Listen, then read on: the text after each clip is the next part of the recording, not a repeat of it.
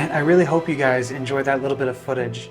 It holds a special place in my heart just on the fact that you may have thought that I was trying to capture this when I went out to go film, but that couldn't be farther from the case. The only plan I had that weekend was to go to an Airbnb in Wisconsin to kind of just relax for a long weekend. I just threw the camera in the bag kind of as an afterthought, thinking, why not? I can just throw it in here. It's no problem. Maybe I'll get a couple photos of birds. And so to see this happen was a total and complete surprise to me.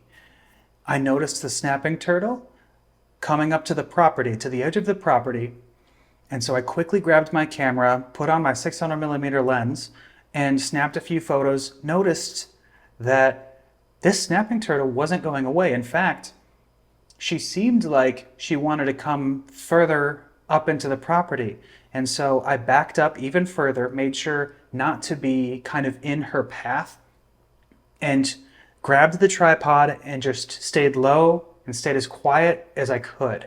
And so as she climbed further up the property, I started to realize what she might be doing. There was this patch of dirt, and I'm thinking, why here? Maybe she's going to lay eggs. And so at that point, my strategy totally went into do not disturb mode.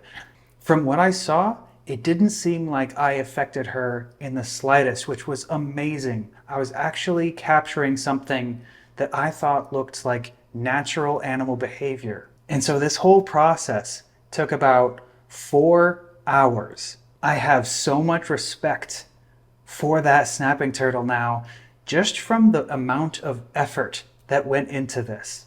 And so I'm very grateful that I had this last minute thought to bring the camera to something that I wasn't expecting to capture. And so that would be a bit of advice that I might give, that nature doesn't necessarily play by our rules or work on our schedule. You can do a bit of prediction, but that's about it.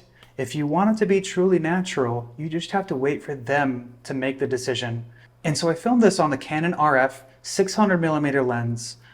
It is fixed at f11, but it is a budget wildlife lens. I think one of the best things about that lens is that it was small enough for me to just throw in a pack and go without really even thinking about it, which honestly enabled me to capture this thing in the first place.